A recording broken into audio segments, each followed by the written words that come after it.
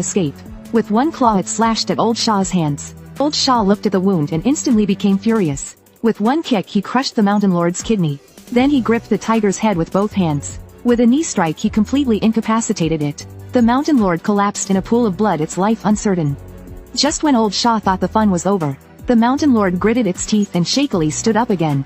Old Shaw couldn't help but marvel at its healing ability. The Mountain Lord once again assumed an attacking stance. Old Shaw suggested it lie down now, and he would spare its life. But the Mountain Lord only responded with a fierce glare. Seeing its stubbornness, Old Shaw instantly became enraged. He pulled out the small toothpick that had killed the Mountain Lord's brother. With sharp nails he carefully sharpened it again. This time he was truly intent on killing it. But he forgot that tigers are natural hunters. The heavier the injury, the more it fuels their fighting spirit. The Mountain Lord slashed the toothpick in one swipe. Broken pieces of the toothpick nearly pierced Old Shaw's heart. No matter how many times Old Shaw was thrown away, the Mountain Lord would quickly turn around and attack. Its fierce counterattack severely injured Old Shaw. At this moment Old Shaw realized something was wrong. This tiger was getting stronger as the fight went on. Moreover, its wounds had already healed. Old Shaw couldn't afford to underestimate it anymore, because the Mountain Lord now had the strength to kill him. At the same time the Mountain Lord's wounds also healed instantly. Old Shaw's fighting spirit was now fully revived. He suddenly appeared in front of the Mountain Lord. With all his strength he swiped at it with his claws. Then, taking advantage of the moment when the Mountain Lord dodged, he landed a perfect reverse hook to its back. But the Mountain Lord responded with an even sharper attack. It countered Old Shaw. With one claw it slapped Old Shaw to the ground, as Old Shaw grabbed the tiger's head. As Old Shaw tried to punch it to death, his leg bone broke again. A powerful punch only struck air. The Mountain Lord's expression darkened, not missing the opportunity.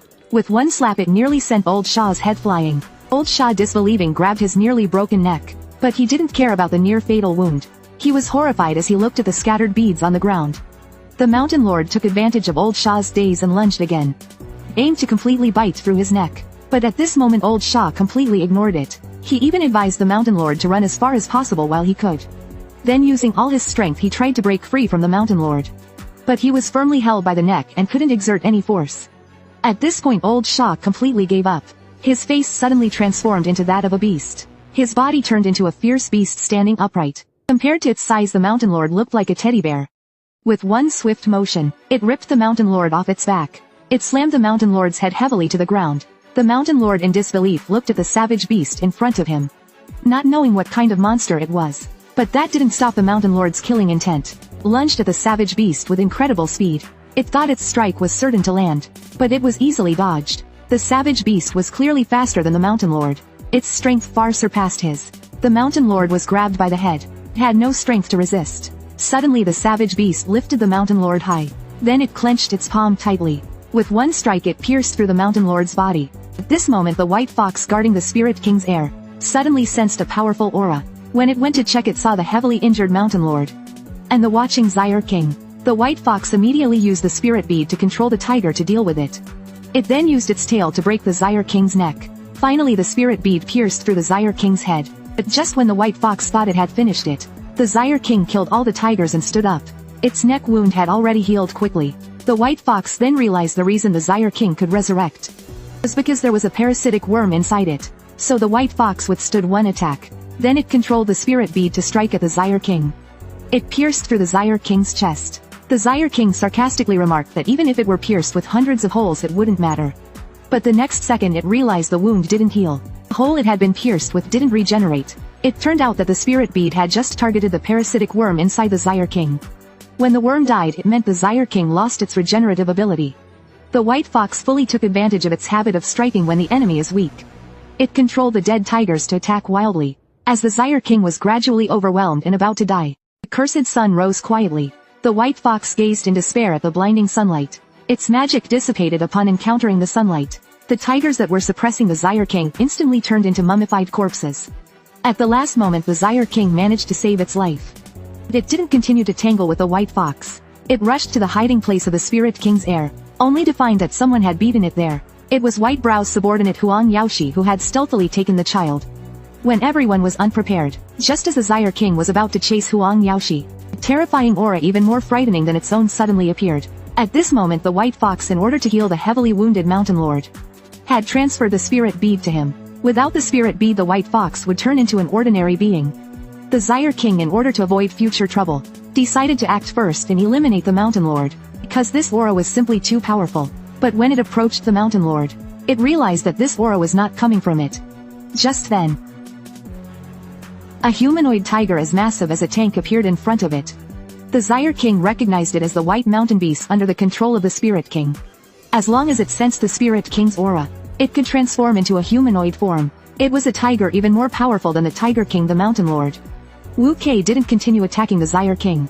It was just looking around as if searching for something. Suddenly the mark on its head sensed the Spirit King's aura. It prepared to go and find the Spirit King's heir. But the Zyre King didn't want to let it succeed. It used all its strength to try to trap Wu Kei. It even used its ultimate move, Fire Body, surrounding itself in flames to become invincible. However, its proud fire body was extinguished with one slap by Wu Kei. To stall Wu Kei, the Zyre King, like an indestructible cockroach, was knocked down repeatedly but stood up again. In the end, it even set the mountain on fire to delay Wu Kei. But the cost was that one of its hands was broken from setting the fire. Just when it thought it was doomed, Wu Kei suddenly transformed back into beast form. It turned out that Huang Yaoshi had already taken the Spirit King's heir away from White Mountain, causing Wu Kei to no longer sense the Spirit King's aura. The Zyre King froze when it saw the beastly Wu Kei. Then it erupted with long-suppressed frustration. It desperately lashed out at Wu Kei to vent its anger. But the beastly form of Wu Kei was no match for the Zyre King. Just as it was about to bite through Wu Kei's neck and end its life, the Mountain Lord, saved by the spirit beads, suddenly appeared. It bit off the Zyre King's tail and saved Wu Kei. At this point the Zyre King had lost its regenerative ability. The Zyre King, having fought in several battles, was completely exhausted. But its opponents, the Tiger King, the Mountain Lord, and the White Mountain King, Wu Kei, only wanted its life. Impulsive Wu Kei launched the first attack on the Zyre King. But the old saying goes, a dying camel is still bigger than a horse. Although the Zyre King was exhausted, it was still not something Wu Kei could handle. In an instant it pressed Wu Kei to the ground and bit off its arm. If not for the Mountain Lord's intervention, Wu Kei would surely have been killed by the Zyre King. At this point the Zyre King was so exhausted it could barely open its eyes. So it summoned its magical power for one last attempt. Its fierce attacks were enough to overwhelm the two tigers. However, their resilience was beyond the Zyre King's expectations. Although the attacks were strong, its feet still couldn't bring them down. As time passed, the Zyre King grew weaker and weaker. The Mountain Lord seized the opportunity, suddenly withstanding the attack and biting down hard on the Zyre King. At the same time, Wu Kei fully charged with its strongest blow struck. The two tigers' cooperation was perfectly timed. But the battle-hardened Zyre King reacted even faster. It grabbed the Mountain Lord and used him as a shield. However, the Zyre King never expected that Wu Kei's attack could pass through the Mountain Lord. The strongest blow instantly severely wounded the Zyre King. Yet the Zyre King still wanted to burn its life to die together. But it was suppressed by the Mountain Lord and Wu Kei working together. In the end, the exhausted Zyre King had its head bitten off. The once mighty Zyre King's reign came to an end. This also meant that the Zyre tribe was officially erased from history. However, after the Mountain Lord left, the Zyre King's head mysteriously grew back. It turned out that there was a regenerative worm inside it. This made it an immortal being.